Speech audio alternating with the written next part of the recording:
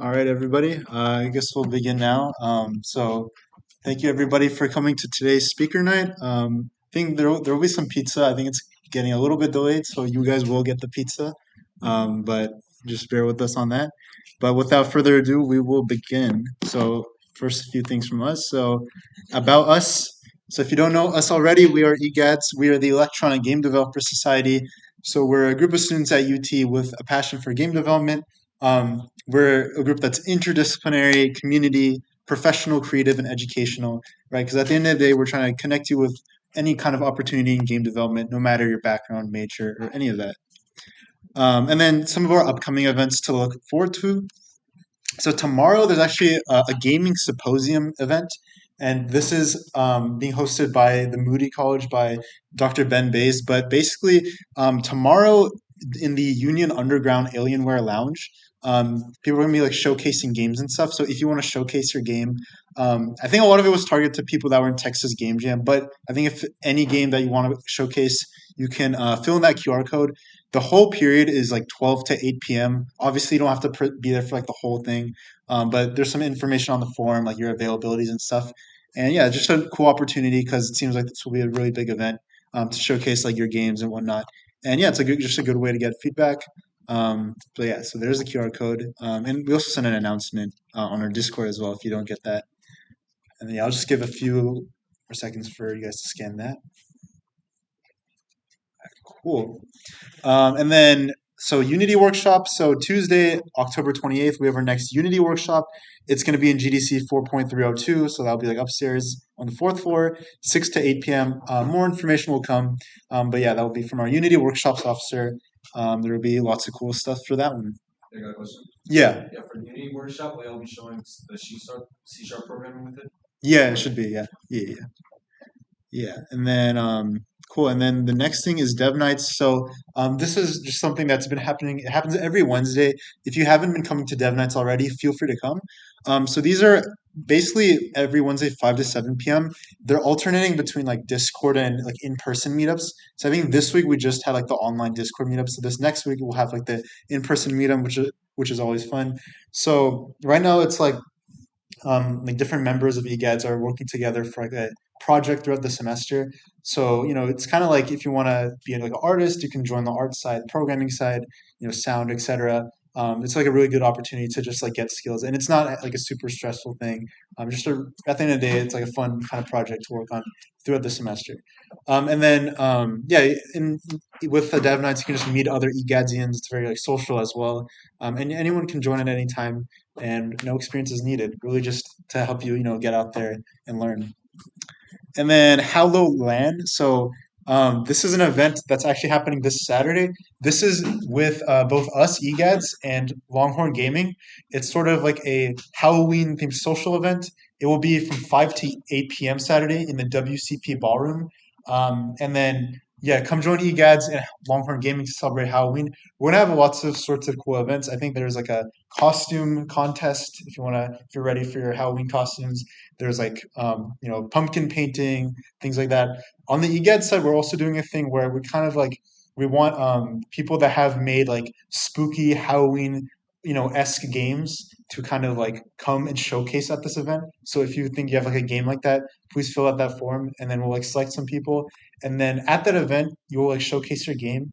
And I think what's gonna happen is there's gonna be like a sticker stamp rally where people will like go around and play the different games. And once they play all the games, like they'll get like a prize. So just a really fun opportunity. So just another showcase opportunity. So yeah, that's Hallowland. We also have an announcement on the Discord for that. And then ways to stay connected. So social media, of course. We have our Discord. You should be, which is our main way to communicate. We have our itch where we show all the games, from our past events, especially like Texas Game Jam, 2025. Definitely check out the itch to see all that stuff. Our Twitter, our YouTube, where we upload like our videos and VODs, and our Instagram, which has been popping off a lot, because of our various, reels and content that we've been doing, so yeah. And then yeah, there's a link to the Discord. Of course, our LinkedIn is also there. You can search up Electronic Game Developer Society, for like more of the professional side to connect people for game development. And then Joining egads. So joining egads is yeah. So it's only $20. So the main benefit with joining egads is getting access to the shirt, which we are kind of like in the process of finalizing and making that order. If you don't know, I think we'll show it on the next slide. But our like theme this year for our shirt, because we usually kind of do like a game theme, is like Stardew Valley themed.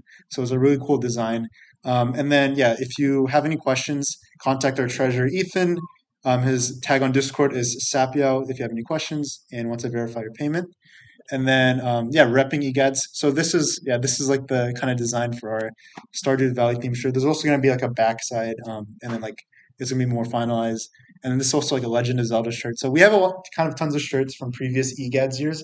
So if you're interested, you can also get a previous year shirt. This price is actually not correct. For past year shirts, it will be $15 instead of 20. The new shirt is $20. So if you want to get a past year shirt like this Hades one, Zelda, I think we have like Persona, Babazu, some other franchises, then DM or talk to an officer after an event, like an in-person event like this one. And yeah, just check with us so we make sure we have your size, and then after that we'll get you your shirt. And then special thanks to our sponsors, Unity, Zynga, Pocket Worlds, and Tummy Drops. And thank you. That's all of the things from us, EGADs. Without further ado, we'll have a talk with Sean Weiland. He's a program manager and voice actor, and he works at KINGISLE. Give a round of applause for Sean. You can just press next. Press next. All right. Here's that. Sweet. Hi. Yes. So my name is Sean Weiland. Did I send you that headshot? You just found it online. I am fairly Googleable. So yeah. So I currently am I think it's program manager 2 at KingsIsle Entertainment, and I am a working voice actor. I do stuff for KingsIsle as well as on my own.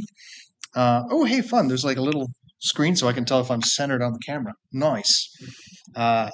So I forgot that it's supposed to be sound and voice acting in games. So a majority of my slides are focusing on voice acting, mostly because that's usually what people want to hear about. However, I can talk a little bit at the end about sound specifically in games. I came from getting a BA in theater and theater and doing acting and sound design in theater. So I've done quite a bit of that. And then when I got my master's degree, as I'm sure some of you can imagine, sound designers are not plentiful in games. So I ended up working on like 6 projects in grad school. I think that was my first semester. So I've done a bit of everything. Okay, so I already said my name. Oh, right. I was nonverbal as a child. I didn't know that until about 6-7 years ago. I thought I couldn't read. My mom was like, "No, you couldn't talk. You had a really hard time speaking," which I think is a part of what pushed me into being interested in acting and voice acting specifically, because I had to focus so much on how I talked as a child. If I get super, super excited, you'll hear me stutter. That shouldn't happen while we're here, but it still happens. So I got a BA in theater, and then I got an MS in video game development and production management. I was one of the first people in the country to do so. That was back in 2011 when I graduated. And since theater, and then also after theater, any actor you talk to will say, "Oh yeah, we do workshops and I take classes in improv and blah blah blah." I also still take classes specifically for voice acting, just because it's a good way to keep trained up. It's not like you're acting every day. I'm like, I'm going to go act now. Okay, you might audition, but like just having groups of people to work with and coaches and people that are listening for you is super, super important. Oh yeah, and it took me about 6 years to actually start doing any voice acting after theater, and that was actually because I was at a Comic-Con in Allentown, Pennsylvania, which is a small town in Pennsylvania, and someone was doing like a workshop on voiceover, and there's a couple of voiceover actors from Philly, and I was like, "Oh yeah, well I got an acting degree, I could do this workshop. That'd be fun." And I ended up meeting someone there who was putting a dramatic podcast together. She's like, "I like your voice. Do you want to be one of these characters in the Young Avengers Live?" And I was like, "Yes, yes." So it's a weird industry, but when people are looking for voice actors, it can happen at any time. But also, that is also a core example of when your voice is right for something, it's right, and when it's not, it doesn't matter. And I didn't write this down, so I'm making sure I make it a point now, is that voice acting and acting in general but voice acting specifically, since people they generally aren't going to see your face, they generally don't care. It's just about your ability to deliver lines and how you sound. And you can focus a lot on the acting and do all the studying and the technique and blah blah blah. But if you don't sound right for a part, that's it. So whether you're all interested in doing it professionally or just making sure you can do better acting for an indie game you're working on, which is, I assume, why most of you probably came or would want to know about that. Just know that if you start auditioning for other stuff, it's not about you. It's you doing your best and then washing your hands of it and going like, all right, what's the next audition or what else am I doing today? Whoops. Okay. All right. So what do I do now? I look up a lot of GIFs on the internet. What I do now. So I'm program manager too for KINGISLE Entertainment. So I work on our games, doing voiceover, editing, voiceover dialogue. We produce a new world every year, which is a lot of voice acting. So when our team gets bogged down, I'm lucky. Luckily, I have that background. I go help and edit line dialogue. Outside of that, I audition a lot. When I started working for them, I said, "Hey, I'm also an actor. Can I keep acting?" And I said, "Yeah, that's fine. Like, just don't let it interfere with your work." So if voice acting is something that's important to you, check with your jobs. But generally, that seemed like it's cool. So I do animation, podcasts, video games, commercials, and a lot of telephony. Voice acting isn't so like anime and video games are like that's the most attractive part of voice acting. If you meet other voice actors or go to voiceover conferences, there's so much more money, but also just more work in general for business corporate narration, for telephony, which is phone answering services. I do that 5-6 times a week. I get a booking for that. Like, just like, oh yeah, we need someone to do this law firm in Florida. Sure. And it's one of those, I want to say it's not interesting. It's interesting to them. And the important thing is that it still makes me practice having the right emphasis and having the right attitude, even if it's something I don't want to do. So if you get cast in something and like, I never thought of myself as this kind of character. I'm like, well, all right, time to get in character. Time to be a good actor. So those jobs don't necessarily seem like the most important, but they are because they keep that part of your brain active as an actor. Okay, so what else are we going to talk about? What voice acting is, ways to get better at it, what you can do right now. I don't even know what that point means. Technical setup, software, and location, like where you put yourself and where you record. So voiceover, it's acting without the help. It's a much more solitary practice than most acting is. Most acting, you have the benefit of having someone you're acting against. You're like, Mercutio, you mother. So I jumped off camera. You bastard! Right? That hurts. Like it's acting is so much. One of the things that makes it so much fun is that it's interactive. It's acting. But voice acting, you're by yourself a lot in a sound booth, in a closet. It's harder in that respect, but it also lets you, if you're self-conscious, if you're someone who doesn't want to be up on a stage but still wants to act in some way, it can be also really free because it's just you and a microphone, and you can play with voices and not feel super cringy about someone who's hearing you or watching you. You can just hit delete on your DAW or on your recording software and be like, all right, well, no one has to hear me doing Queen Victoria. Or whatever, what have you. So there's good and bad, but it is still acting. It is still embodying a character, an emotion, a scenario, and it doesn't really matter what your voice quality is necessarily. I'm focusing. I'm trying to enunciate. I'm trying to make sure you can hear me, but there are lots of people that have unique voices that you'd be like, if you heard her ordering a coffee, you'd be like, okay, well, that's a way to go through life. But those are the voices that are in cartoons or in anime or in an interesting character in video games. So your voice is your voice. There's nothing wrong or right about it. It's just your voice. So if it's something that you're interested in, don't feel like that should be barrier to doing it. Like I said, I was nonverbal, so if I could do it, you can do it if you want to.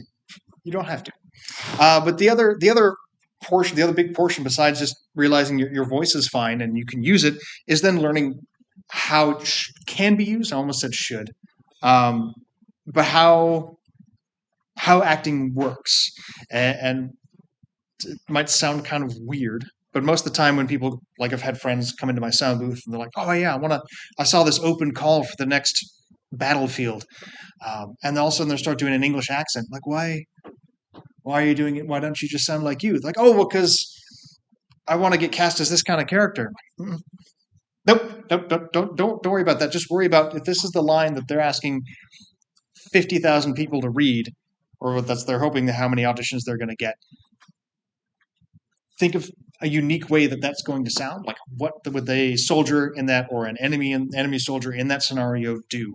Is actually this. So this is the other part of voice acting. It is acting. It is making decisions that are based on the moment, based on your imagination of what happened right before this line was about to happen, and physically embodying that scenario. Even though you're behind a microphone and you're in the privacy of whatever area or zone that you're in, you still have to actually use your body and stay on mic, but use your body to deliver those lines. Because how you move, whether you're slouching, whether you have upright chest posture, if maybe you're holding your shoulder, those will affect how your voice sounds and how you're going to deliver something. So it is still acting. And nowadays, I thought it was funny because, like I said, I came from theater, so I just had to study like method acting and Meisner and Stanislavski and all these sort of really artsy kind of methods that people were like, okay, well, that's interesting. And now that's what they're teaching voice actors. Now, if you go to a local acting studio, I came from Atlanta before this. Atlanta voiceover studio is a big thing. Like, oh yeah, we're going to do a Meisner workshop the second and third Thursdays of every month. Cool. I would agree. I think I say that like trying to be like all nose up in the air. At the same time, I do need a refresher. You do still have to keep taking classes, but I have a leg up because I already studied method acting. I know what they say when they mean like embody the emotion of this moment. Gotcha. So it's physical, it's emotional, it's using your imagination. Voiceover is still acting. Ways to learn. You can take voiceover classes. I don't know. I haven't checked out the theater school here at UT Austin, but I know there's a lot of theater in the area. So there are people that teach voiceover. You can take improv classes. Those are very helpful, especially if you get cast in something, or if you're auditioning for a project that says we want different reads, or give us your 2 favorite takes on this line. Having a little bit of improv background, just knowing to go, oh, well, I can look at it this way and this way. I can approach it like this or like that. I was doing a comedy podcast series a couple weeks ago. They say, hey, we're going to read all these lines. It took us about 45 minutes. And they're like, hey, we're going to ad lib for 3 minutes. You and the other character, go. Like, oh, shoot. But I used to work at Ren fairs. I'm very used to having an improv environment. Now, granted, that was an accent, but still, same idea. It's playing off of someone. Basic rules of improv. You don't say no. You yes and. They're like, oh, okay, well, I heard you like tuna fish. Well, that's correct, especially on a tortilla. And just being weird and silly and going at the moment. Improv and improv classes are very important. You can take theater acting classes. I already mentioned Meisner, which is like OG method acting. Learning how to cold read. So learning how to approach a script and just read it as it is very important, as well as script breakdown.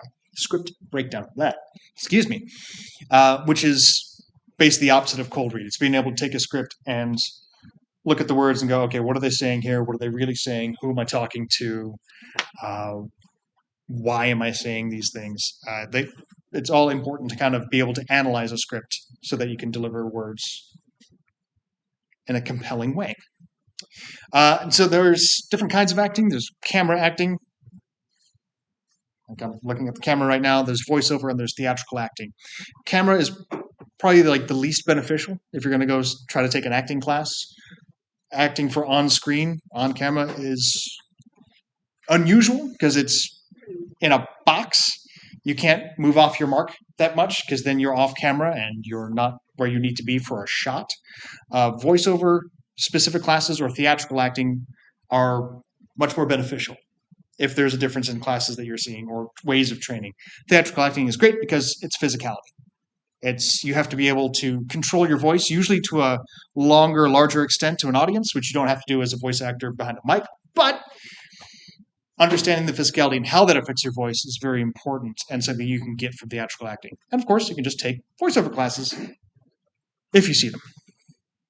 Am I talking too fast? Okay, cool. Less other ways you can practice. Ren Fair, as I mentioned. So I worked at Ren Fair. So I got very good at barking or calling for shows, doing live shows. I would do 5 shows a day plus improv around the fairgrounds. You can do student films, which I also did when I was in college. Those are great ways to get practice, both as just ensemble or background characters or doing characters on camera. I realized that as I was comparing the styles of acting, it's still experience. It's still better than nothing. It still gets you in the idea of embodying a character. There's community theater. Pretty much as soon as you get more than 1,000 people in an area, there's someone doing community theater. It's always around, and it's an interesting way to engage with playing characters. And you can also do LARPs or live action, any kind of live action role play, even tabletop D&D or any other TTRPG is a good way that you can still get into character and play with people that are familiar with you and with a game style, so it's not maybe as intimidating or as awkward as going up and auditioning in front of people might be. Still good stuff. I know a lot of good actors that's their only acting is doing RPGs, and that's awesome. It makes the gaming experience that much more fun. So, other things you need to think of as a voice actor. So you have to take care of yourself physically. There's vocal warm-ups, things that you can be taught through acting classes, or you can look them up online. Anything from stretching your tongue, your throat, your lips, physical exercises, warming up. Like I mentioned before, your physical body affects how your voice sounds. So if you exercise in the morning versus not, you will sound different behind a microphone. And sometimes I have to do that because I'll do an audition at 11 at night, and I'm dragging. I had a full day at work. I'm a single dad. I'm tired. So I'm like, all right, well, I have to go really care about this law firm. Just gonna like, all right, I'm ready. Let's do it. Physicality is super important. Taking care of your body and yourself is important. You don't have to be Brad Pitt or Timothy Chalamet. Zendaya. Just take care of yourself and be good to your physical body. Other things that can affect your voice: smoking, alcohol, dairy, caffeine, anything good besides water can change. Not good, fun. Can change the quality of your voice. I think smoking alcohol is probably obvious. Caffeine can tighten up your vocal cords, dry them out even a little bit. Dairy can coat your vocal cords, making them sound kind of, I want to say ruddy, a little sloppy, a little fuzzy. It can also cause extra mucus to build up in there. Now I say that, one of the last couple of conferences I went to for voiceover actors, they're asking like really famous guys, like, oh, what do you do in the morning? Like, how do you get ready for a session? You just booked with like EA. And they're like, not a damn thing. I have 2 cups of coffee, then I go in the booth. And like, you can hear the audience of voice actors just go,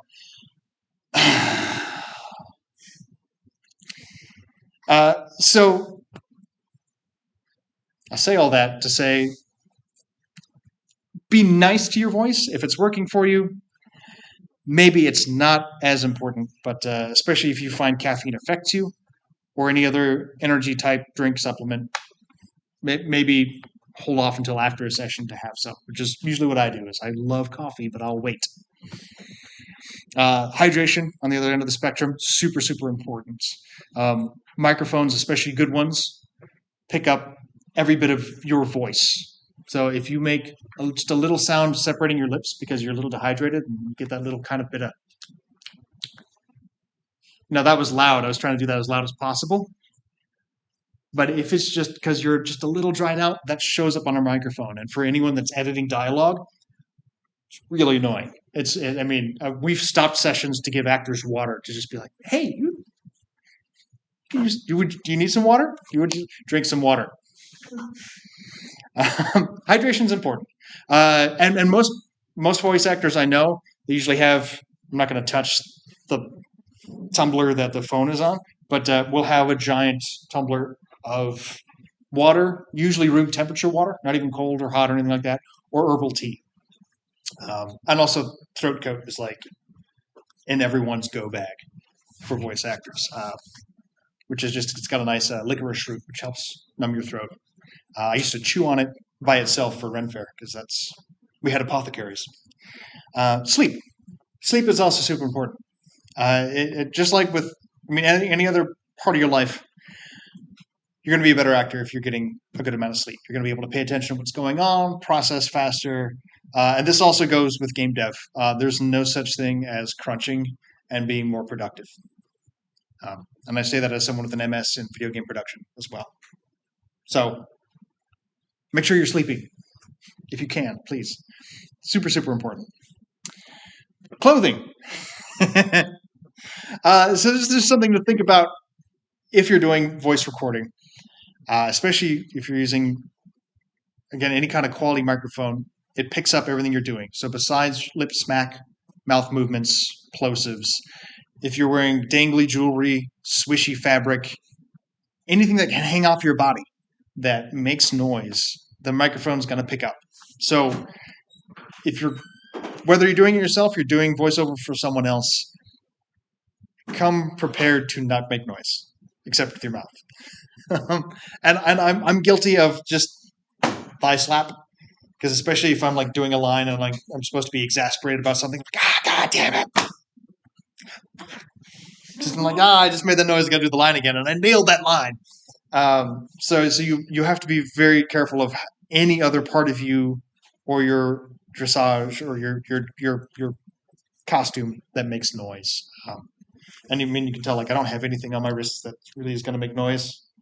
There's a tiny bit of skin rubbing on that, and that's just me like listening hard for, is this making noise? So yeah, try not to make or have anything that makes extra noise. I'm going to hope I didn't skip anything. So when it comes into voice acting, and this is what I meant by like ways to start acting now, this is kind of a way to think of different characters. Not necessarily that you have to change your voice, but how to place voices physically on you. That's Mel Blanc, by the way, who's like the father of modern voice acting. But so there's different ways to physically place your voice to kind of have it change in quality without think about like putting on an accent. So there's layers of flavor you can add to your voice. So you can think about if you're standing up straight and you have good posture, like putting a voice up the top of your head, maybe up here. I tend to go to the third one as I'm doing that. The bright sound, like, hey everyone, welcome to Disney Channel. You're tightening your lips a little bit, but you're smiling. You're adding that big quality to it. The eyes is where that was. I'm like reading the notes, like Disney Channel. I know Disney Channel, what that means instantly, but that's smiling with your eyes, yeah. Surfer dude, Admiral. Yeah, what's going on, man? How's it going? That's holding a lot in the back of the throat. They'll talk about, especially in voice acting, the Xennial vocal fry that everyone kind of talks a little bit. I mean, I do it too. I can't help it. I'm so used to talking like that versus talking clearly without any sort of vocal. No, I like a little vocal fry. It sounds natural, normal, casual. So that adenoidal, that slight throat pull is what that is. Then you have nasal, nerdy. Hey guys, what's going on? How we doing? Yeah, okay. Throat. Throaty pirates. Arr! How are we doing today? Who lives in a pineapple under the sea? SpongeBob SquarePants. Nice. So again, that's just me pulling on my throat and then bringing it down a little bit. I'm using the accent, but and you can even feel it if you start to kind of drop your throat and then squeeze. You can feel the muscles on the side engaging. So top of the head, eyes, adenoids, nasal, throat, chest, hero. Yes, I'll save you.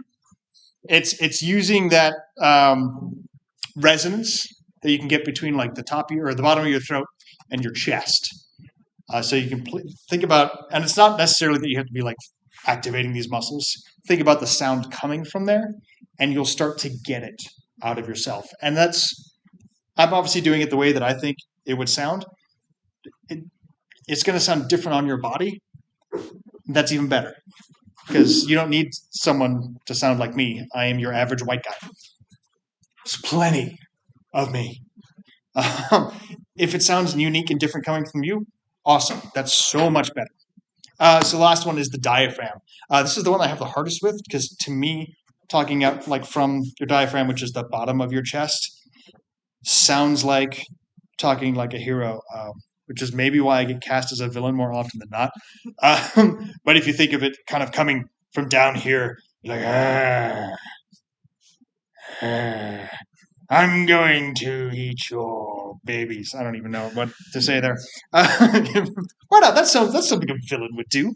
But trying to place it down here in your stomach, where it gets a little crusty, but also a little out of breath, not very well supported. That's kind of talking from down there. So those are 7 ways you can just kind of look at and or play with having sound come from your body or come from your voice. More ways to change up character voices. So you have your typical stereotypes.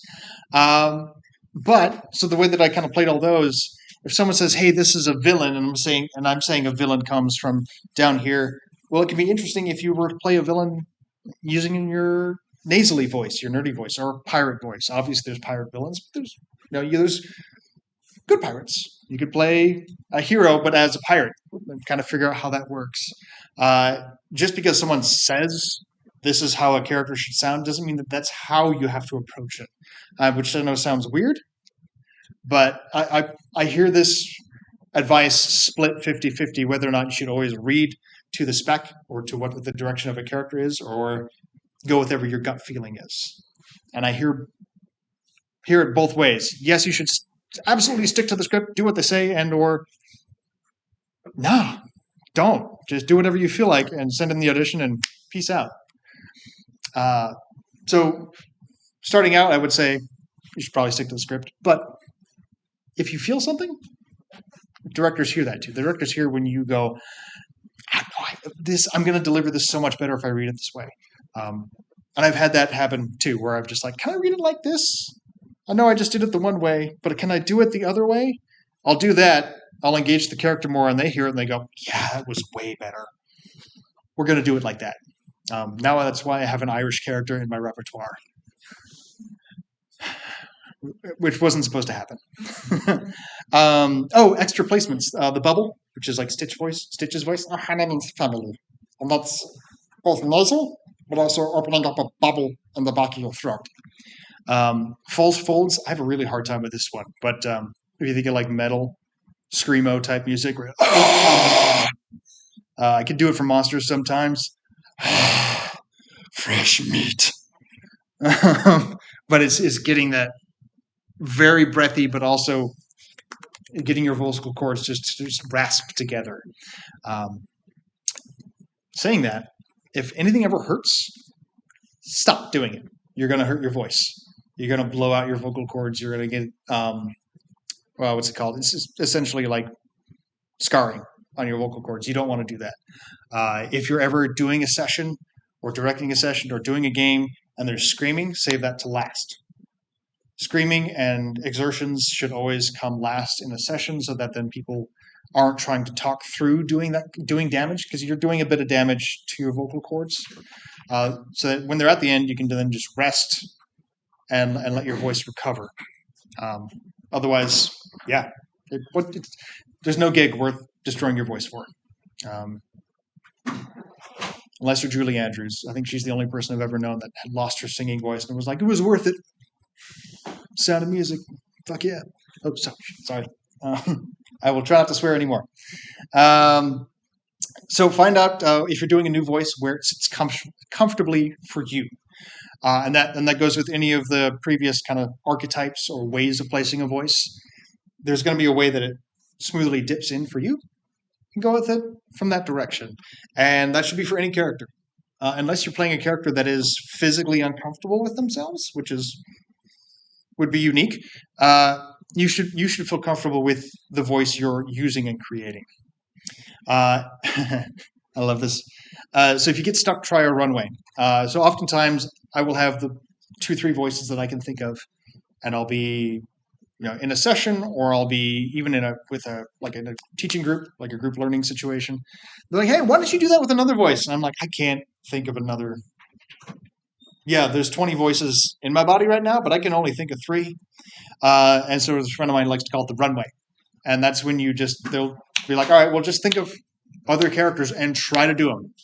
I think I mentioned Queen Elizabeth before. That's why there's a Queen Elizabeth voice, because he's like, all right, well, imagine that character is Queen Elizabeth. I'm like, okay, yeah, it's excellent. All right, now, is that a Queen Elizabeth? No, but it's a foppish English fun voice now.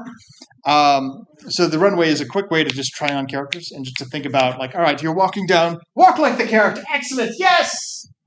Fabulous. And try out different characters and see how it plays. And it takes you out of your body too, especially if you try to do a runway walk while you're doing a voice. Again, physicality is important. Boop. Uh-oh. Oh, did I touch OBS stuff? Oh, no. I just realized the mouse is on this screen and not over here. I'm like, did I screw anything up? Stuff still looks fine. Yay! Okay. I can click. Aha. All right. How to treat the microphone. So I've kind of been talking about acting, but voice acting involves a microphone. Super, super important. So you should move however you need to move. If you're doing exertions, hit yourself in the shoulder. It's different depending on how you don't hurt yourself, but depending on where you tap yourself, like move around. But you do need plant your feet and plant your mouth. You have to get really good at side eye, because sometimes your microphone is here, but your script is here, or vice versa. So you have to be able to look and go and deliver your lines and sound like you mean it, but also like Pepsi Cola is the best, or whatever the line is. You have to be able to kind of read and deliver in a slightly different direction. And that's kind of a physical thing that you would get used to, but it is part of it. And I have plant your feet on there just because you can't walk off mic and expect it to work. Like, you do have to relatively stay in front of it while you're moving around. Call me, or Shaka Bra. This is just how I always stay at the same distance from my microphone. I just go like this. Now, obviously, I have my own size hands. Everyone's got different hands. That's fine. It's just a meter or a measure. If your hand's slightly shorter, that's fine. At least you're going to still always be the same distance from the mic. You can also go like that. This feels awkward to me. So, but especially if you're doing something like you have your own setup, you have a little USB mic, you have your own sound booth in a closet. That means you can set your gain relatively for how you need. Just go, okay, same distance from the mic. It's going to sound the same as last time. Perfect. Don't tap your mic to check to see if it's on.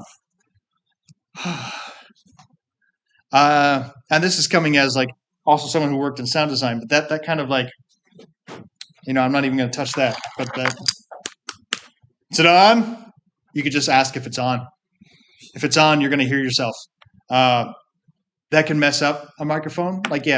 Sure, one of the ones a band uses, the Silver Ball, the SM58s. I literally have seen someone use that as a hammer to hammer in a nail and then use it. Fine. Those are sturdy mics. Other microphones, if you use my $2,000 microphone and any other, you know what? Don't touch it. Just don't touch it. That's how you should treat a microphone generally, especially if it's not yours. Just set it up or address it. Go testing, 1, 2, testing. Perfect. Because you're in college. I like how no one nodded. Great. I bought my first microphone when I was an undergrad. I still have it. I love that thing. It works very well. It doesn't cost nearly as much as the current mics I have or that I use on a daily basis.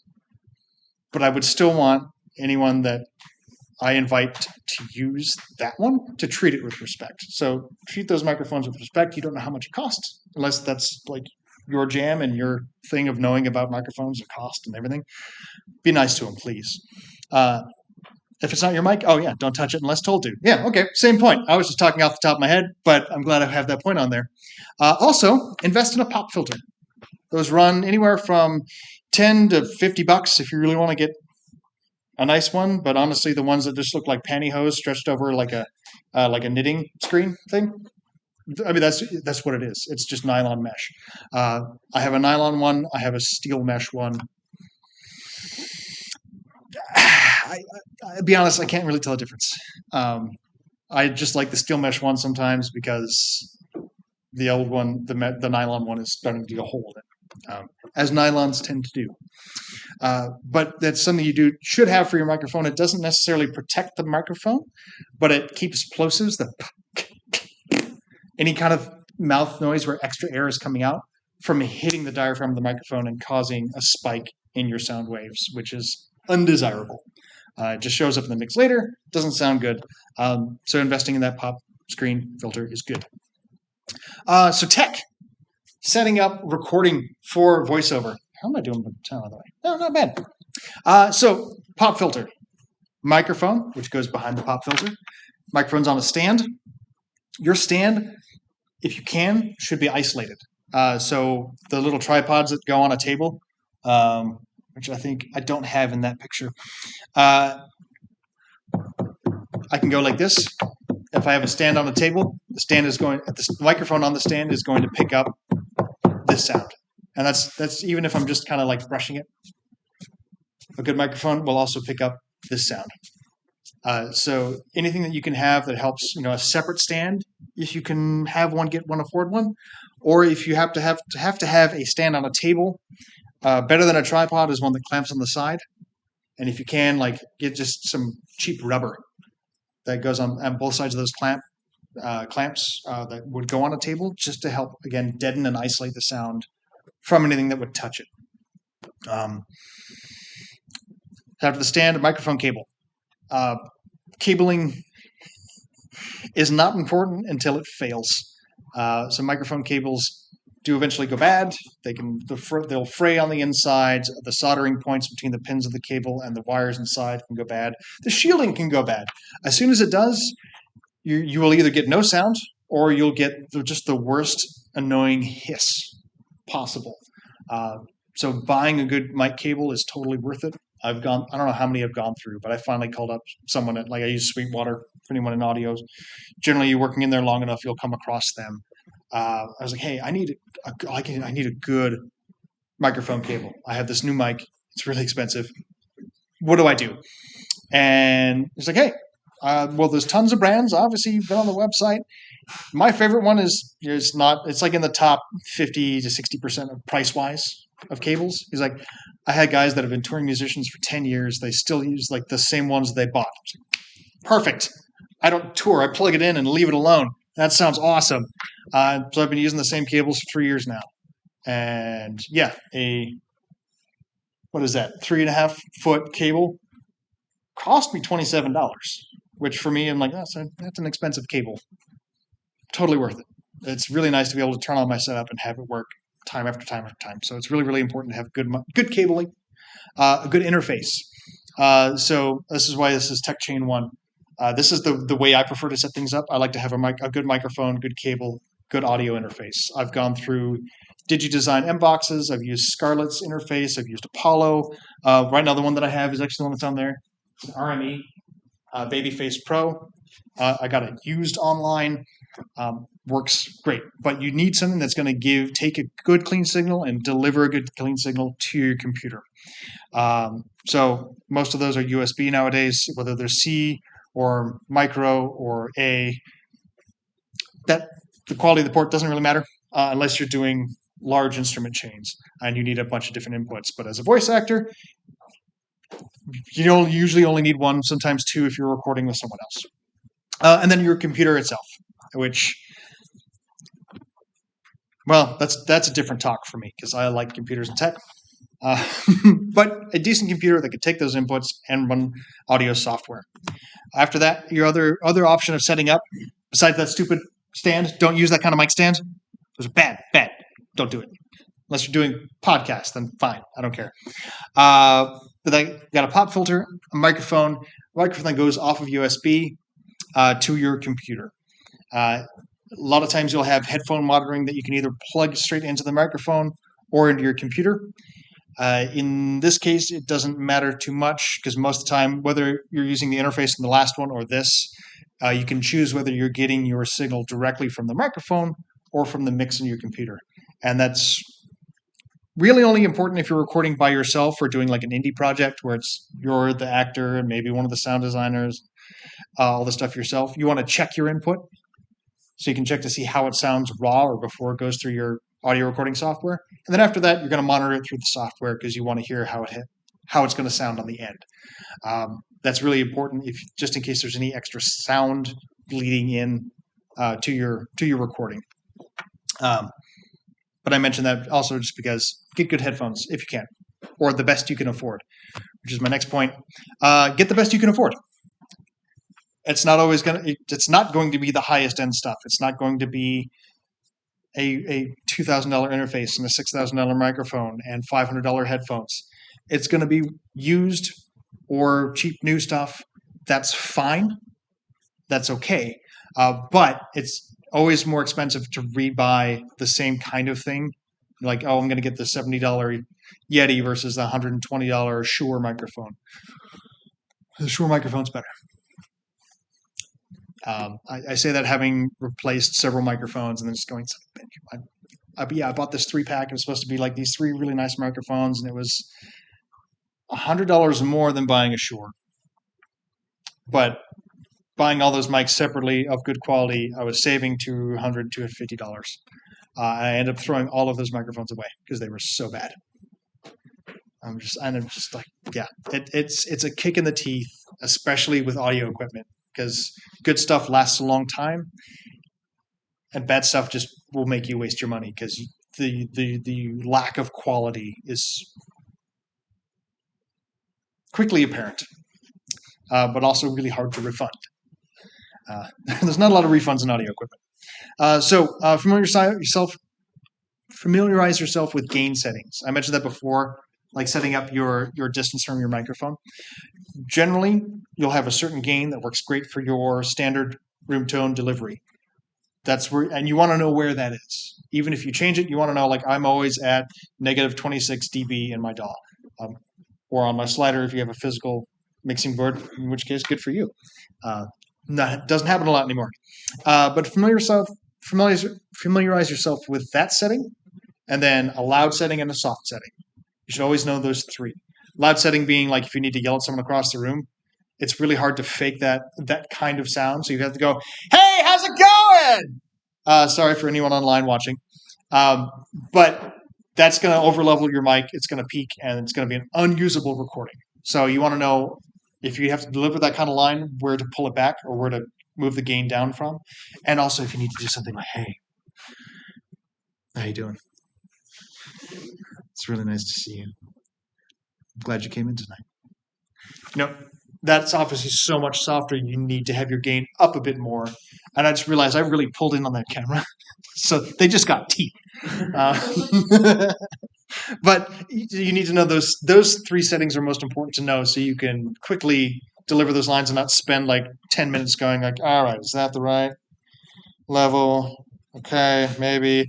Check, testing, 1, 2.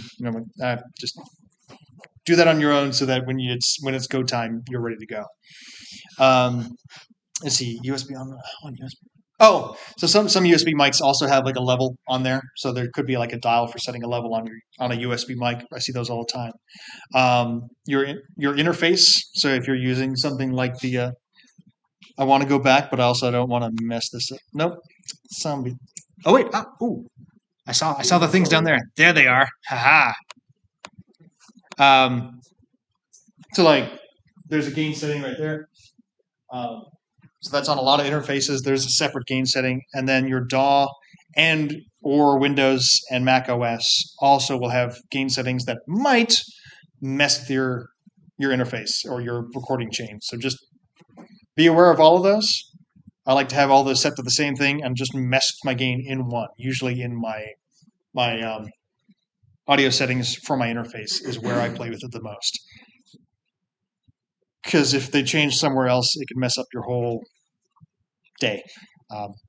So yeah, know where your gain settings are too, and try not to play with them too much outside of your recording environment. Cable management, simple but important. And I still get hit with this all the time when I'm recording in my sound booth, is I have headphones that go across my little mixing desk. The cable does. And every once in a while, I bump the headphone cable. It's spiraled up little snake cable, and it'll make a sound. I'll just be like, dang it, move you off to the side. And I need it because I need to move my headphones around. I need to move around, but yeah, it's if you look at my mic stand, all the cables are nicely pulled and wrapped around it, so there's nothing hanging, nothing dangling, going to move around. Because just like jewelry or anything on your clothes, cables can make noises, and you don't want that, or causing interference or getting unnecessarily worn out. Yeah, power. So this is a weird one, but I mentioned it because it got me one, or it's gotten me a couple times. Normally, you plug your stuff in, you're good to go. Occasionally, you can have dirty power, which might sound weird, but I don't know. Is there student housing on this at this university? Yeah, okay. Half of you have dirty power, which just means there's a lot of different spikes and inconsistencies in the wattage or the voltage coming through those lines. Might be fine sometimes. Every once in a while, you probably get like a little bit of static. Yes. You did raise your hand a little bit like, oh, no? Okay, never mind. I'm not talking to you anymore. So those lines, especially if there's a different, like a heavy draw, there's a LAN party going on. No one does those anymore. But anything that could cause extra stress on a system, like an electrical grid or system, can change what's happening in your recording environment. So I now have to. I don't have to have, but I do just in case. Power strips that help basically like filter power and regulate it a little bit better, so that there's not big spikes in wattage and current. So it's something to think about, especially if you plug everything in, you've checked everything, you plugged in new cables because you're checking all this other stuff for sound. Could be your power. And getting a decent power strip, $50, $75, especially like around the holidays when there's sales. It's worth it. I've had mine for 10 years now. Still working fine. But something to consider if you're getting little extra sounds. Software. So your recording software for voiceover and for audio editing and for composing generally is called your DAW, your digital audio workstation. It's your recording environment. It's your, I don't do video, but it's your After Effects, but only for audio. I'm getting one nod. Thank you, Annabelle. But there's all kinds of recording software.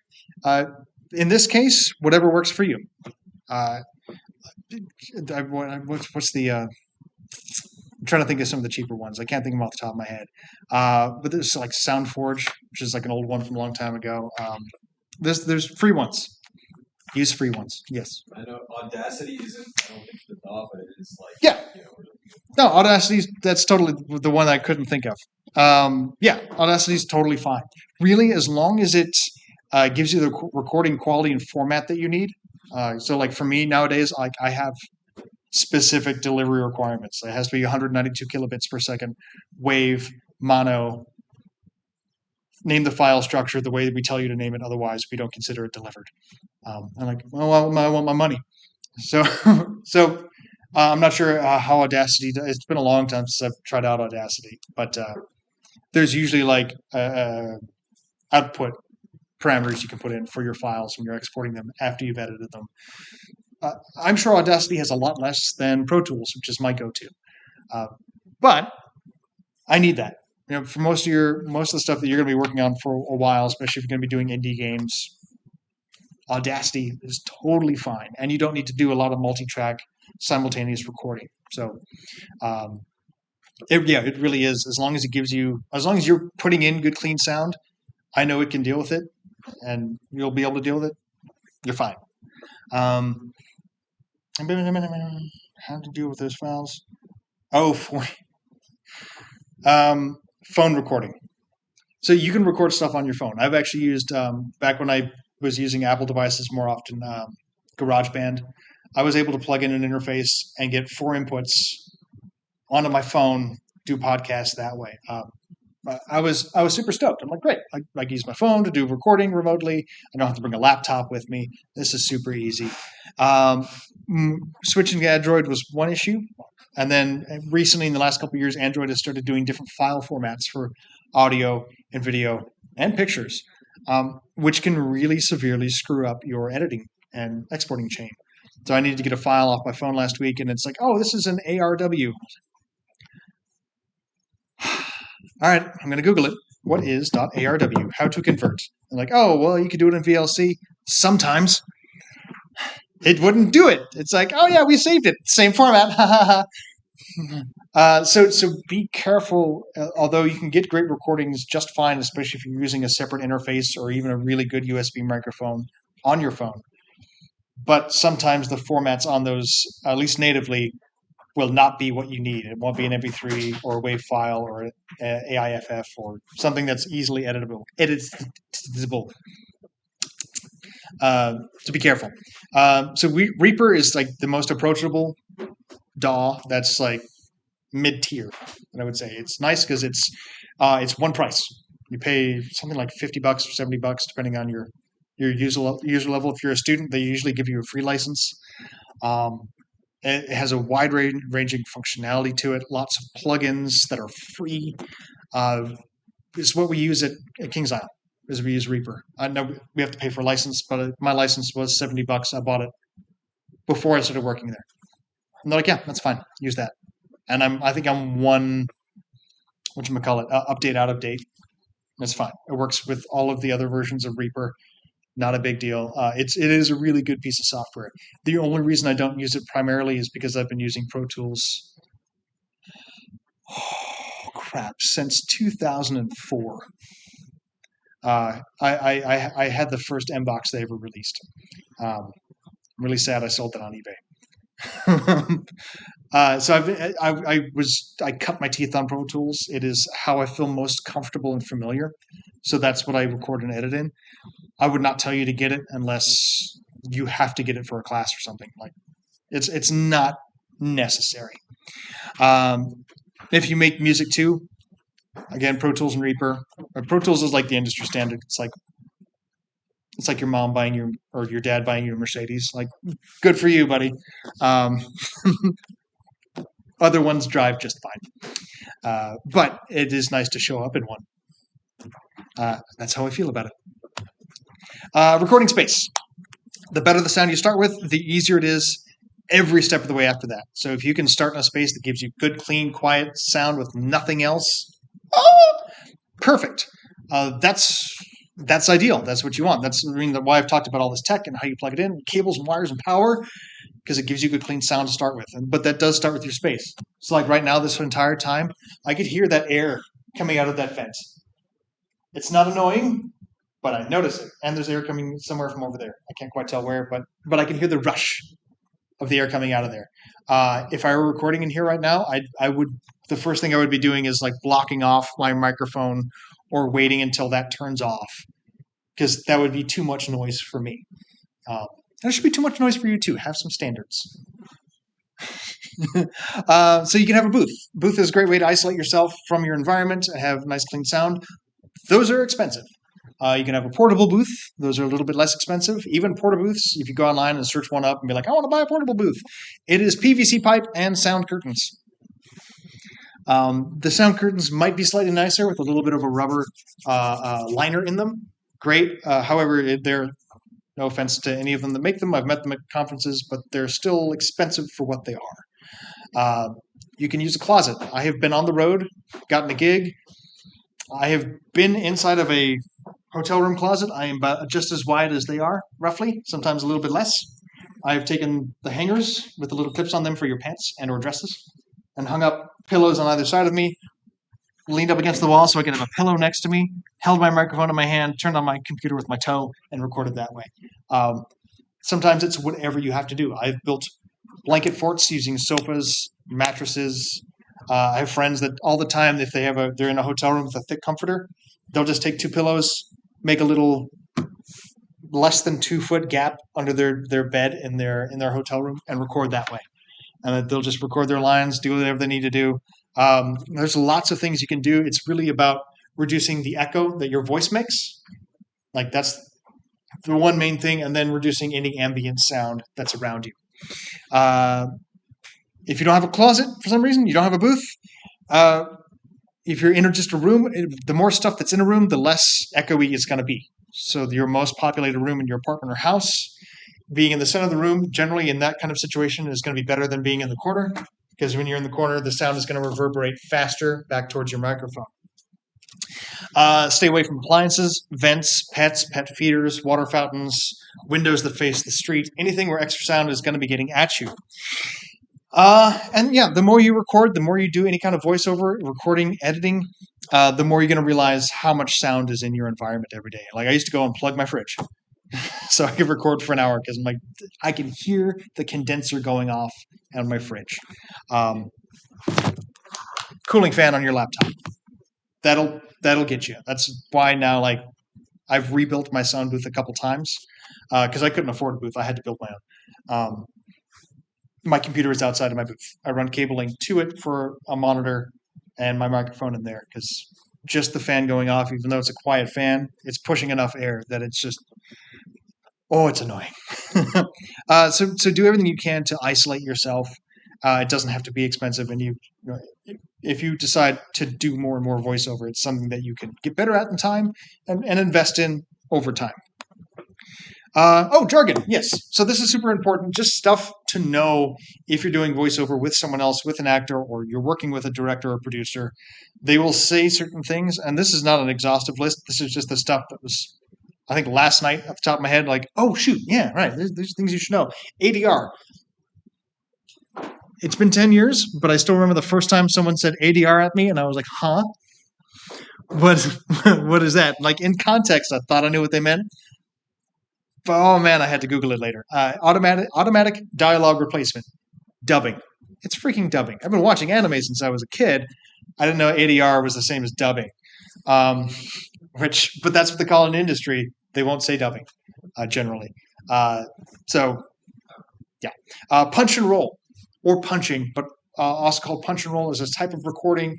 If you're reading dialogue, let's say you're doing an audiobook, and you flub midway through a sentence, and you're like, oh, I just want to go back. Or if you have someone who's directing your session, they decide to go back. Punch and roll means they hit play, you get about 3 seconds of the last line before you screwed up, and then you start talking right into it. So you're basically running as you jump out of a car. Kind of idea with the recording. ABC or AABBCC, also called Give Me 3 Takes, Give Me 3 Lines, Give Me 3 Reads. That's a different ways of saying the same thing. A lot of times you'll see, especially written out as ABC in copy when you're doing an audition. That means I want 3 takes. So ABC means I want to take one way, I take a second way, and take a third way. AABBCC or sometimes you'll see it as AB. Oh gosh, how is it? A, B, C, A, B, B, C, C, A, B, B, B, C, C, C. And they want you to overlap the lines different ways. So pay attention to the format. So that means I want you to read it 3 ways all the way through one way, or I want you to read it the first line 3 different ways, then do the second line 3 different ways, then do the third line 3 different ways. But those 3 different ways should be the same time, same type each time. I.e., do it in your pirate voice, do it in your street voice, do it in your hero voice, then do it in your pirate voice again, street voice, hero voice, pirate, street voice, hero voice. It's weird. It also teaches you to be very flexible and pay attention to your voice and be consistent. But that's what those ways of writing out that means. They just do it in different formats of ABC. Copy means your script. Sounds silly, but They're not going to say, here's your script. They're going to say, here's your copy. Your specs are your direction, your written out direction for your character or your character description. So the specs might be 32-year-old white male, Brooklyn accents, has daddy issues. Tell some of the other stuff I read. But so those are the direction you're going to get and then do. And then if they say I want an ABC, your other two recordings are going to be off spec because you should get creative and have fun with it. Your level is the volume that you intend to read at or record at. So level set. The moment before. So this is both a jargon thing and a practice thing. So the moment before is what you're thinking or feeling right before you start reading a line. And it took me a while to do this, but that last line is really important. Some actors lead themselves in with a word or a sound that can really set your tone and your emotional state. And it's super important to both do it and to not overdo it. What I mean by that is don't have a dialogue you have with yourself, especially if you're recording with someone, that they have to sit through and go, why is this? This is not even the script. What a moment before should look like is something like, "Hey, Dad, start reading," or say hello to someone, greet someone, go, "I can't believe we just had to take that test."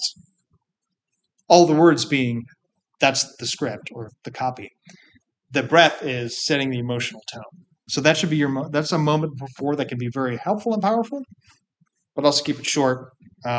And the first time I saw an actor doing that, I was like, oh, that makes sense. Yeah, I should be doing that. And it helps. It helps a lot.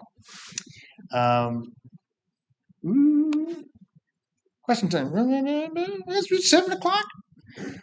Should I talk about game sound at all? Or is this good? I got one thumb up. Thank you. There's probably some value in it. Yeah. There's probably some value in it. To go over it real quick, I'll do the short version. So I did game audio before I got professionally into voice acting. I studied game audio and voice acting at the same time. To me, game audio is it's a little bit like composition. Without any writing, there's some very similar. So the similarities to me are thinking about layers of sound. So I'm not a composer. I wish I was, but layering sound is incredibly important. So if someone says, "Hey, I need a rock going through some glass," great. What kind of rock? How big is it? Where is the glass?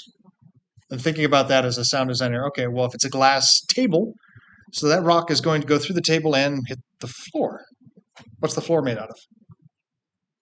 So now it's a rock, it's glass, it's a tile floor. Tile's probably breaking. That's a different kind of fragile object. But then, well, it's slightly asymmetrical. So it falls a little bit after it hits the floor and it makes a little tumble sound. So you go from something smashing through glass to the material of the rock, the kind of glass, where it falls on the ground, how it falls on the ground, does the ground break, and any sort of residual, maybe the glass falling on the ground. And that's how I approach sound design, is thinking about all of those little bits, not to be anal, but to be complete and to provide a rich sound. Because your sound should make all of your images better and more specific and clear. And you can do a lot with a little when it comes to sound design. So, of course, there's like free effects online and all those kinds of things. Wonderful. If you don't have any proclivity for making your own sounds, those are great resources. But you can do a couple things. You can use them as samples and remix them yourself. That's a great way to at least freshen up sounds that everyone can download at any point in time. But you can also listen to those and kind of get an idea of what you want and then make your own, or you can just start fresh and make your own. And when I say start fresh and make your own, footsteps. You got feet. You can get a cheap field recorder. Well, okay, relatively cheap for like $100. Go out at a time of day when there's not a lot of people around. put it on a stick. You can tape it to a stick. Record your feet walking around. I've done this. I've done it on rocks. I've done it on grass. I've done it on sand. When I was super into sound design, like I was up in the Ozark Mountains at not my family grave plot, but we saw one and we were like, oh, this is really fucking cool. And I was one of those guys that had a field recorder with me all the time. And I was like, I really want to get the sound of my feet walking through this little grave yard. It's like, yeah. And there's my cool older brother going, what is wrong with you? A lot. You can make your own sound effects, and they can be very specific. You can use them in different ways. You can remix them. You can. So I think I was making a giant boulder like in a dungeon that had to roll off to the side. And I was like, okay, well, don't have a lot of dungeons in Pennsylvania. So I took 2 rocks and I got right up next to a little shotgun microphone that I had, and I just went like this. And I couldn't quite get it, so then I started twisting as I rolled them over each other. And then I took that under my DAW, and I made the sound bigger, and then I added a little bit of reverb to it, and and then I had to slow it down a little bit. But then I got this giant sound. Because you can play and edit your sounds. And the nice thing is it's better than editing voice, because voice starts to sound very distorted. But in this case, it's not voice, it's friction. It's material friction. And you can play with that all day long and get really, really unique sounds. And that's a lot of what sound design can be. And that is, think about what it needs to be, the requirements, and then what you have around you and in your life that can also make those sounds. I needed a bubbler and a fish tank where there was a brain sponge that was mutated and running around, a little platformer. Straws in a coffee cup. Blew into them. I had the bubbler for the aquarium. Like I said, like a stone going through glass. You can think about the thickness. You can think about the material. You can go to Goodwill and find some good glass that you can break. Lots of kinds of glass. Wine glasses, thin glass. Pint glasses, thick glass. I mean, that's the difference of like 2-3 millimeters. That's a lot of sonic difference when you're breaking stuff. If you need metal, there's lots of metal out there. You can go find, again, I like thrift stores because they're just rife with good things to use, but there's crappy kitchen knives. That's your swords in a medieval fantasy game. I guess I could keep making examples, but really think about what the requirements are and then where you can play with that, and just what in your regular life makes sound, because there's a lot around you that you can tap on, rub against each other, bend, that will make really fun sound effects. And then mix that with the stuff that you get online. Because, let's say you're making a shooter. I'm guessing you don't have the time, budget, and or space to go record a bunch of that. So, but see how you can play with it. Add a little extra zing. So, time for questions and or pizza. Orange shirt, pink shirt. I've got like several questions. Several questions. Awesome. So you're a freelancer, right? Yes. So now my life freelances voiceover. Yes. Yeah. So how do you advertise your work? How do I advertise my work? I do a little bit. I've been told by my other voiceover friends I need to do more. So I have an online presence, and I'm not the best at posting when have a project. A lot of the things I post are based on my past profession. I was a bartender for 16 years, which does 2 things for me. One is that I spent a long time studying and learning how to bartend and make good cocktails and be a good bartender. So I miss that life. So I have online stuff where I do podcasts and I do TikToks and just talk about certain drink concepts. What that also does is that, and I was told was clever by one of my voiceover friends, is like, that's great because you're out there, people can hear you, you have good microphones, and you're not out there going, hi, I'm a voice actor. This is my audition for Yu Yu Hakusho. I know it's an old enemy. because although that's fun and that is how some voice actors get work, that gets annoying. And that's I don't want to exist online as that person that's always looking for an audition. I go and I network. I go to live events. I go to voiceover conferences.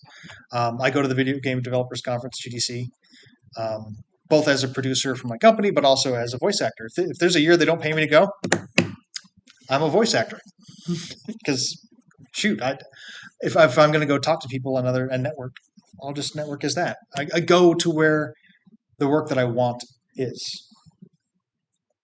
You can also ask another question. Yes, yes. And when you're going to like these events and like otherwise, are you applying for voice acting roles? Not like you would apply for like a video game job. I'll introduce myself. I'll talk to people, find out what they do. Sometimes I'm talking to a composer, even if I'm at a voiceover thing. Oh well, I'll talk to a composer. It's it's a long game. So if I meet a casting director, great. I will spend all the time I can with them. Everyone's going to want to talk to the casting director because that's finding a recruiter at a games conference as a games employee.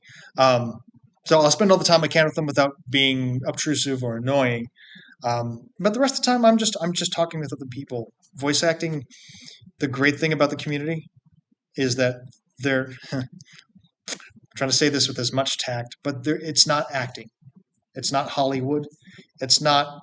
Am I the prettiest? Do I have the face? Do I have the look? I mean, I saw that when I was getting my degree in theater, and that made me so sad and so reticent because I didn't want to have to go put myself through that for the chance at success. Voiceover is way much more like game development as I've seen it, in that people are very supportive and collaborative and interested in what you're doing. And you'll see people sharing, like, hey, I just saw this audition for this thing. You should go do it. You'd sound good at this, even if we have the same voice, because we still aren't the same person. We still have the same actor. And my voice sounds the way it does because of my life and the life I've led up to this point. So even if we have the same quality and we be in the same market, we're going to look at emotional states and lines different ways. And it's not about, oh, shoot, my six pack is gone. Oh, well, no one cares behind the microphone. I keep getting cast as 19-year-olds. I'm 41. My son is 21. Whoops. I love that. You're not evergreen as a person. You will age. You will get old. Your voice will get old. But it's so much more interesting behind the microphone. So, sorry, that was a long answer. But yeah, the networking that happens within voiceover is much tighter and much more family oriented in amongst the community of actors. Do you have one more or? Yeah. Yep. Okay. Someone else? Let's go back and forth. Yeah. What was your question? Okay. First of all, thank you so much for the talk. Yeah, totally. Really awesome. And also, now I know what ADR is. You are way ahead of me. Nice. So my question, so I'm kind of new to sound design, so I'm not very sure how to phrase this, but how do you know when you're editing like audio on software, how do you know what the standard quality is? Because one thing I noticed is I always turn my volume like all the way up because I can't hear like a lot of soft dialogue. Right? Yep. But, for like I think a standing person usually maybe they don't do it as high, so I'm not quite sure when you're recording audio when you're uploading what audio or volume level you set at. Yes, and that is really annoying. As someone who also does podcasts and stuff, so you have as you're recording, you'll and I'm like now that I'm looking down at OBS, there'll always be like a meter. There's green, yellow, red. Usually, you want your levels to be resting right at the bottom of yellow if you can. So if it's going mid or high yellow, you're in danger of over leveling or peaking and getting that kind of grainy top sound. There is probably an industry vocab word for that, and I don't know. But over leveling, essentially. So that's when it peaks out and you get static.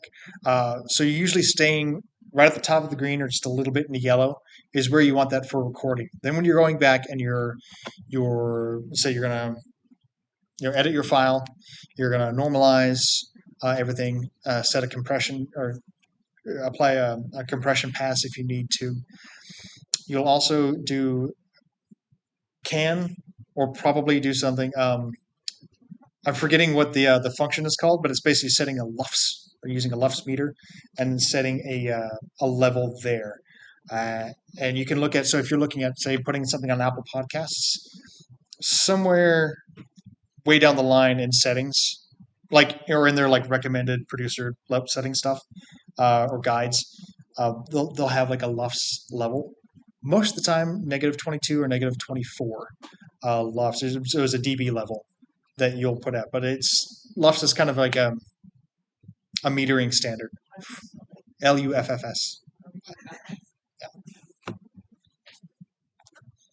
So, if you were making, like, say, a character have like a yelling voice and a character can speak like normal time, what would be the, I guess, The difference in like level.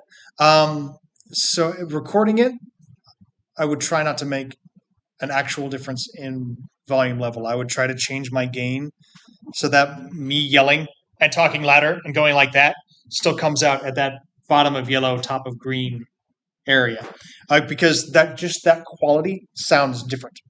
Even if the actual volume is the same, it's kind of like as a dad, it's my daughter who's 9.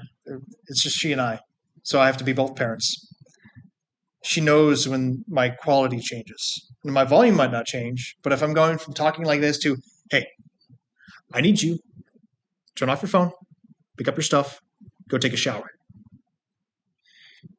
My volume didn't change, but my tone changes.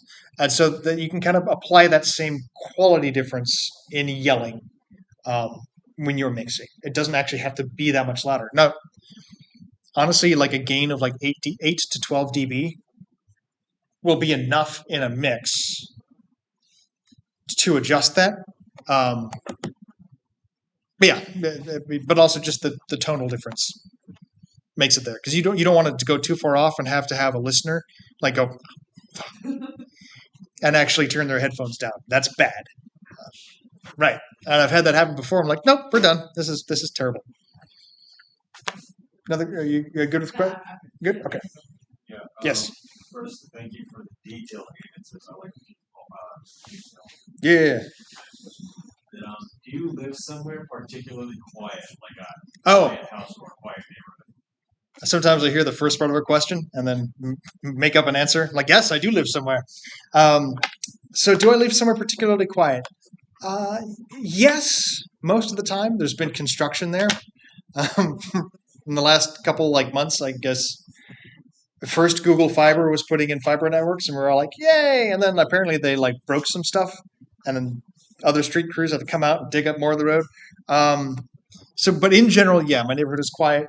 When I was looking for a spot, especially where I am in life now, I'm like, oh, I can get a house, barely, very barely, in an old neighborhood. Okay, yeah, the insulation in the walls is thin. It's not a nice new house with like all the noise dampening features. Um, did I tune out to the end of your question? I am so sorry. Were you just asking if I live in a quiet place? Yeah, no.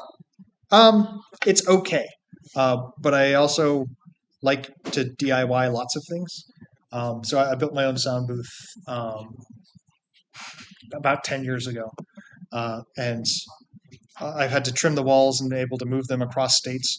But you can far and away make things cheaper in general in life than you can buying them. And yeah, I built my own sound booth, and I recently built new doors for it that are just thick ass hardwood. It's great.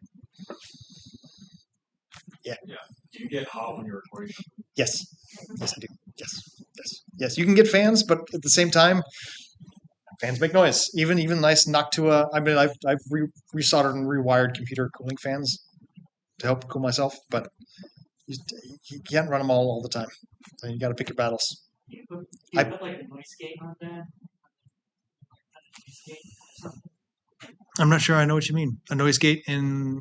At noise gate, like if there's like like hum or something, put a noise gate to Oh, excess reverb. Or, I I've done that, but I always find it affects the quality still a little bit. And I'm very much the kind of person that's like, if I can, the better I can start with, the less I have to deal with later on, or the less I have to pay an editor or have someone else fix for me. So no, I will sweat it out before I have to do anything. Yep.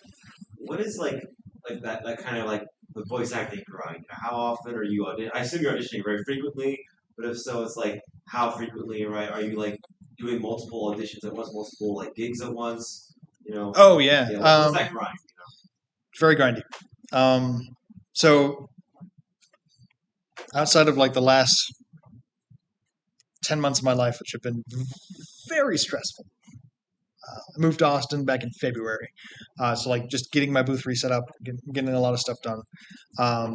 That has taken its toll on my life. And I'm very much the kind of person, since I do have a full-time video game job, yay, that I try not to add any extra stress to my life. Acting, although it is a grind, it should still be something that you like doing every day. And if you wake up one day and you're like, I can't do it today, don't. It's not worth doing that to yourself. And that's with any job. I've quit jobs before because I had a panic attack. And I was like, hey, you know what? I'm worth more than this. Do I know what I'm doing for food? No, but screw you guys. I'm going home. But when I'm in mode and I'm doing okay, I actually have a friend of mine. She says you have to be putting in a minimum of 5 hours a week, which is not a lot. But it should be like you wake up, you check your social medias, you check your casting rosters. Eventually, you will get to a point, and I can't tell you how because it's different for everyone. But eventually, you'll be on some website, whether it's Voices 123 or Casting Call Club, which is a good place to start. I think it's how I got my very first. No, it's how I got my second video game. You'll be on one of those or several of those. So you make a routine out of it. Check your social medias, check LinkedIn, check your casting websites, and you'll note, you're like, oh, there's five auditions that look interesting and apply to my vocal range and or persona. Because now you should be looking at general quality, gender, ethnic backgrounds, at least for people that have been doing all ethnicities for a long time. Not saying I have, but white actors in general. I'm not going to go for someone who's like, oh, well, we need someone who can speak Portuguese. I'm like, I'm not even going to entertain that. I can check that off my list. Don't need it. So you go through all those things. That takes 20 minutes, maybe an hour, depending on how much stuff you sign up for. You pick your auditions for the day, have some breakfast, go for a walk, go to work, do your day job. Then at lunch, I'll go do a couple auditions. I lucked out. Part of picking my living space is I'm 7 minutes from my office. I can go home at lunch and audition. Or if I get a casting, like an actual casting that I need to go do, I'll go do it at lunch.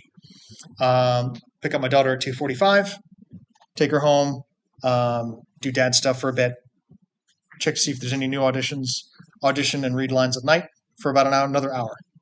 I'm light though, so I'm putting in 2.5, 3 hours a day. Other people I know, they wake up, check their stuff right when they get up. They check their casting usually at noon, and then at somewhere between 7 p.m. and 10 p.m. because a lot of stuff comes out at night. And then they're auditioning. They're doing all of the auditions all day. You'll talk to different voice actors and directors and coaches that'll tell you different things. Whatever amount you take on, it should not stress you out. And you should be very specific about what you apply for. And I say that because your time is, as a person on this earth, just living your life, you should enjoy your life. It should not be about all the auditions all the time. You'll get to know who you are as an actor and as a person and how you sound. You should apply that to looking at your auditions and sorting them out and going, you know what? Like, that's not me. You might see a project that's interesting. You go, you know what? That voice type isn't me. Oh, but that's a really interesting part, and I think I have my own take. Okay, do that one. But be selective. That's totally fine. You can do that. But yeah, I mean, you can grind a lot. But if you're doing the 100 auditions a day, like I've heard people do, you're probably doing too many auditions. Now, you still, on average, will only book one in every 50, one in every 100, especially starting out. But you'll get to the point, where, especially when you're more specific about things, that you'll be booking one in 50, one in 25 um, on a good week, just because you know what you're going for. And it also depends on the industry. There's video game, there's anime, there's cartoon animation, which is different from anime. There is B2B, business to business. There's telephony. There's corporate narration, book narration. Um, there's a whole adult segment that's separate from all of that. Um, uh, we're all relatively adults here, different calibers, but everything is its own style and its own business model. So as you figure out where your voice sits, commercial is also different from everything else, and there's different kinds of commercial. I can't do automotive. I don't sound like I want you to buy a GM truck. Maybe their market will change, and they'll be like, you know what we need is sort of a masculine but not really voice. We want to tap into the millennial market. Right? We want the millennials to kill the environment too, because that's what they're into. Then I'm the guy. But no, like I know the guys that do automotive, and they have that classic, that rugged TNT and fucking. I mean, I don't know. It's just this is not my voice. Ford F-150. And I tried it for like 6 months with one of my coaches. I'm like, I want to sound like that. They're like, you don't. Sure, you can try it. Nope. Try it again. Nope. Try it again. Like, all right, I get it. I'm not that. So yeah, start figuring out what your strengths are, and then playing to the strengths in auditions, and you will get better at doing those auditions and booking them. Any other questions? Is there like certain kind of voices that at one point you could not do it at all, but with enough training you were able to do it? With enough training. I don't know if it was.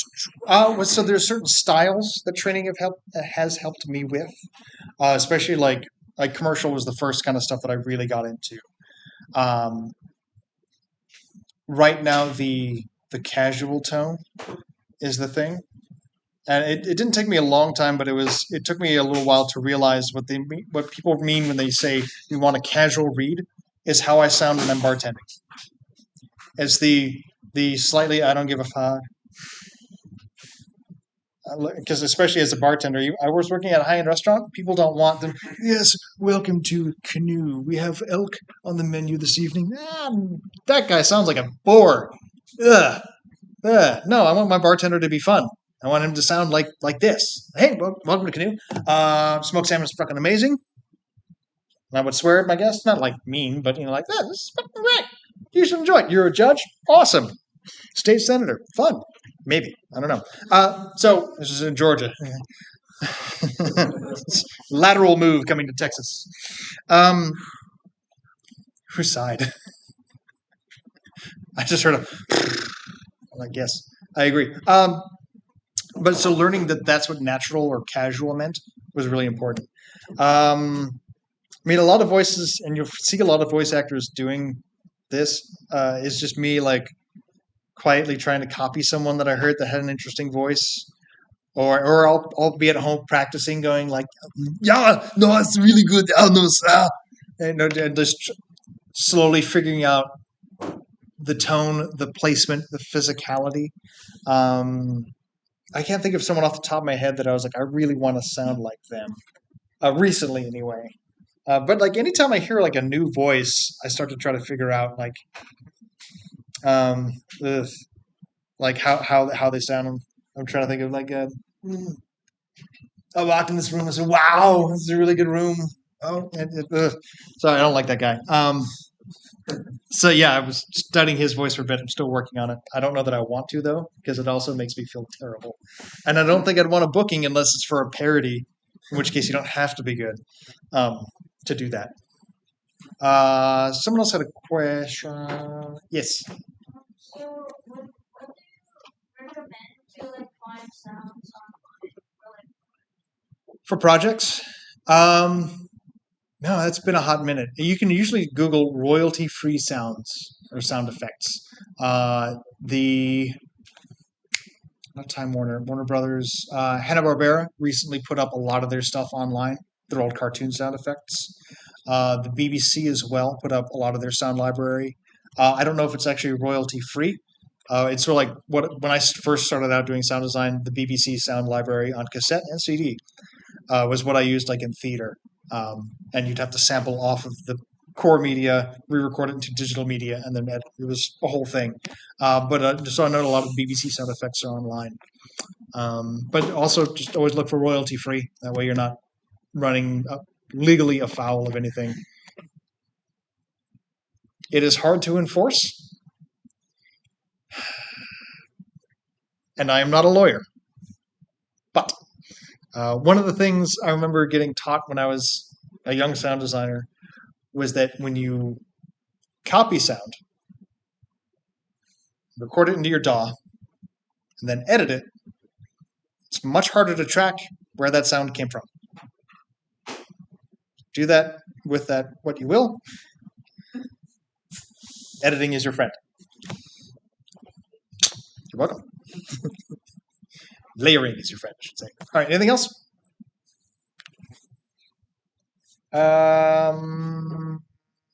Okay. I'm going to say patterned shirt and then burnt orange afterwards. Okay, so how do you get like those like you mentioned like casting all Mhm. that I like how does that process of getting those are fully like rolled? Like how did you find them? How did you find the resources? Any other resources? Oh, how did I find casting resources online? Or I guess how did you find the roles? And like how did I find the roles? and how did you get into them? So finding the most casting websites when you're looking for a role, you can put in some kind of criteria. You can say like, "Hey, send me notices or notifications for all voiceover," or you can say like voiceover based in the United States for males, and then you can start putting other stuff. You can create a profile on some of them that say like, "I speak English and Spanish," or some people cast based, even though it's voice based on your physical ethnicity. So you can put that in there. So you can get very specific for it to give you notifications based on those kinds of roles. You can set them up, and you can search for them as well. So if you feel like maybe you're not getting seeing a lot of roles come out of one of those sites, you can then start doing voiceover searches, and you make that part of your daily or at least weekly routine to go see what's new on those websites. Then they'll have criteria. So they might say, we want your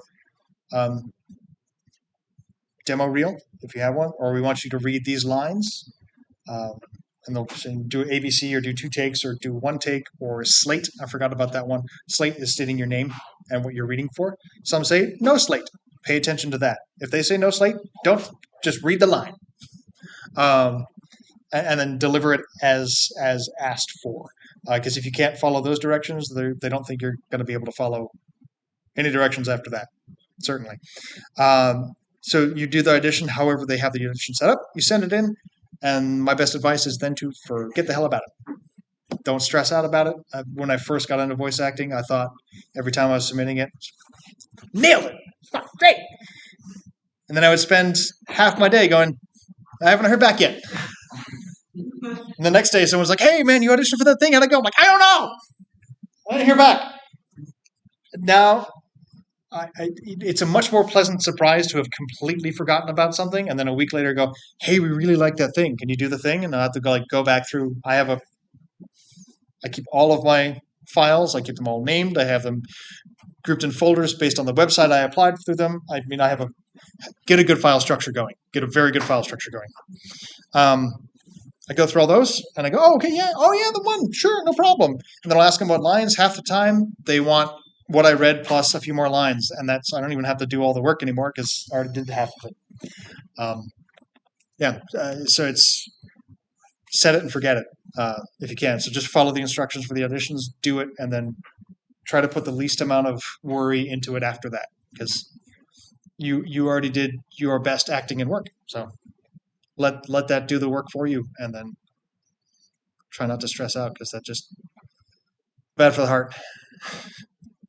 Uh, burnt orange shirt, and then you regular orange shirt. Yes. Yes. You've done a lot of voices over the years, clearly. Do you mind showing us some of them? Demo reel. Showing them, I'm like, well, it's not a visual medium, so you're shit out of luck. So no, different. I'm trying to think of how to show, how to demo, how to. So I did Schwarzenegger already. Stitch Hanneman's family. So when I think I was telling Annabelle before, when I got this mustache, a friend of mine gave me a monocle, which I did not know, but it came with a voice. So that's yes, I was hunting the last white African rhino. Yes, and we were sipping some brandy. You see, and so that voice came from a costume piece that is now Benedict von Brutus in Wizard 101. I'm trying to think of other voices. I did a pirate already. A lot of voices I think are archetypes. So for me, it's like when I watch a show and go, "Oh, that's interesting." And I'm trying to think of the dude's name. Parks and Recreation, the dude that does woodworking. He's also like got the mustache. Ron Swanson. Yeah. I need something to read. Because he talks like kind of like this, and he's like, "Oh, okay. Well, what we're gonna do is we're gonna take out that stripped bolt with our stripping tool. Don't get any funny ideas."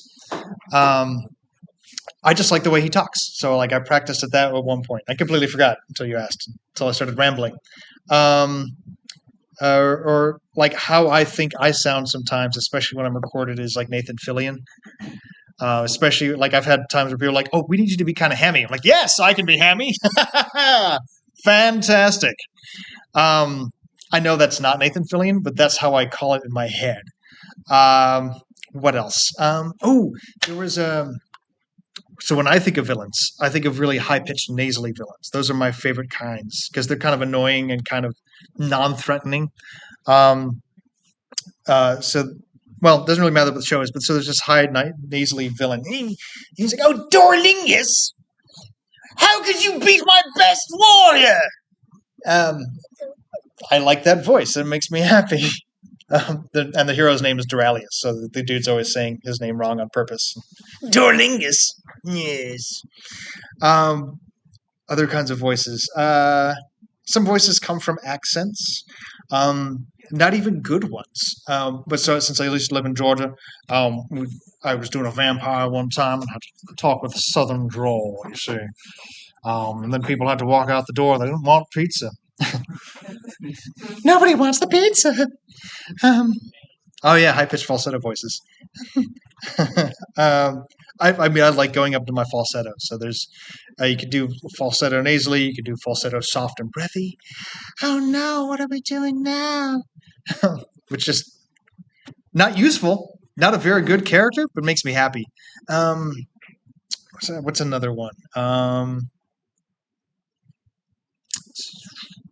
I can't think of other ones off the top of my head, which I should be able to do. But You mentioned an Irishman earlier. oh right, Midnight Dawn. Yes. Do you have something I could read? Bring it on! Forget something. That's more British. I need to get sing-songy. So the thing with Irish is it's a lilt and it's legato. They're stretched out and soft. Highty-tighty-tie, tiddly-tighty-tie. Question time. At Mail NPC on the internet places of gathering. There's a little bit of hra in the back as well. I'm such an actor and not a writer. I'm like, man, I need something to read. And so my family's from Dungarvan, of all places. Yeah, it's about 45 minutes east of Cork. Yeah, the Clan Curran, the famous Currans, not the hardware store Currans. So that's my Irish family.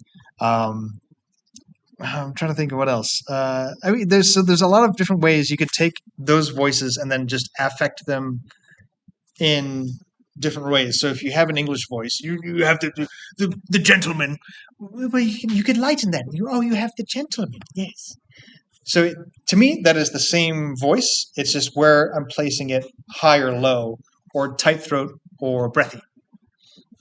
So if you have even 5 characters, but you start adding dips and raises in the range or the tonality or in the quality, now you have 15 characters. And then their emotional states, and those become different characters. Are they unique and small and tiny, or are they big and boisterous? Just how you approach them as a character vastly changes them. Yeah. Those are some of my favorites. Forgot your question.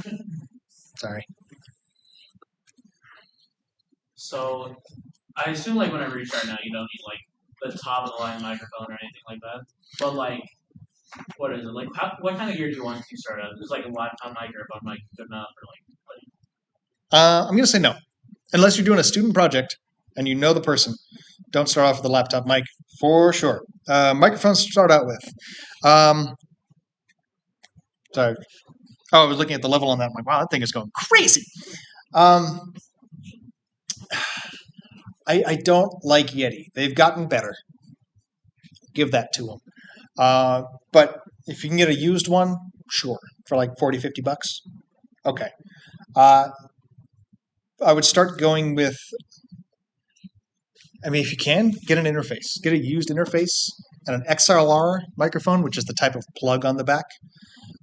It's a 3-prong plug that's circle-shaped on the outside.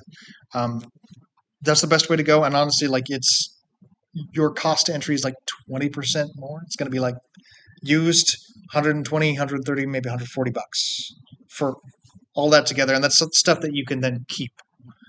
A good Scarlett interface, a 2i2, which is a 2 input, 2 output. There's some of the stuff you can buy now is you can get single input.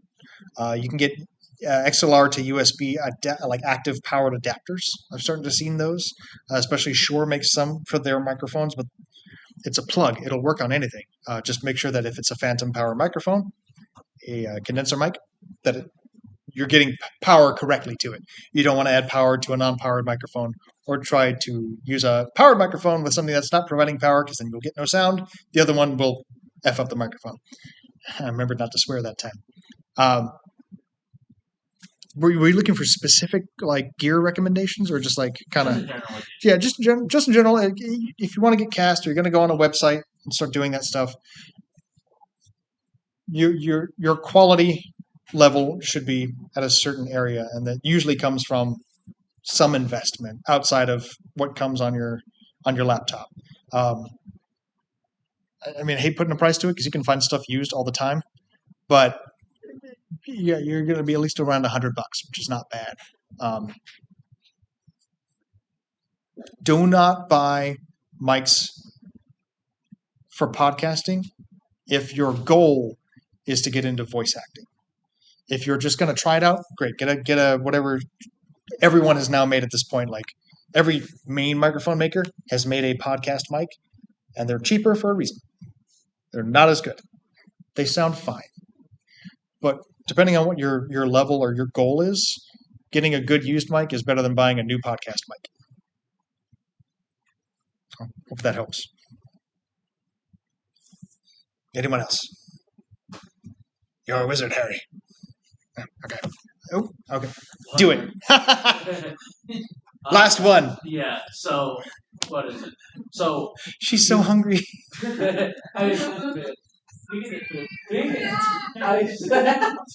it now. Ask the question. So come on.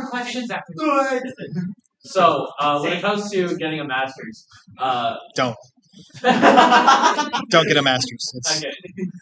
It's way too much money unless you want to teach or get a PhD. Whoops, my bad. I'm the first one to get a master's in games, so yay. But so was there more to that question? I cut you off. I'm sorry. So she's so if teaching is she's gonna kill you later. I don't know where she's hiding the knife, but you are so gonna get stabbed. Like nothing's stopping you from writing it right now. You What's the know? formality of it? You know. She's an officer. She can do whatever she wants. You know. Anyway, Just so ask the basically, question. Sorry. as someone who is interested in like the academic side and teaching side, sort of. Mhm. Like, what do you think about that? Is there like, what is it? Like, is there any difference between like you did production? I'm interested in design. Any differences there? Do you know of?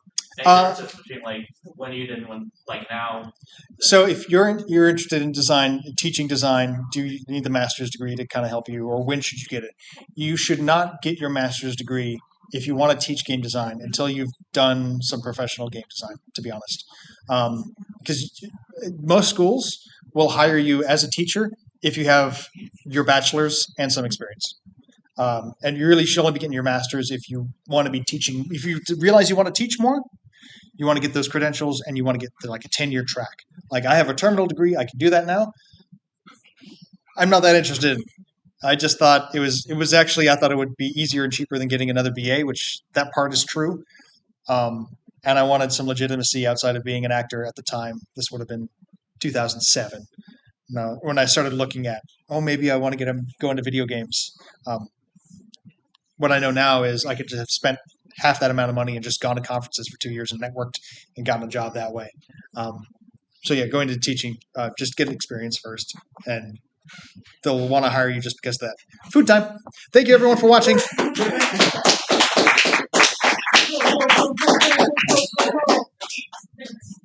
Very much. And he sleeps away.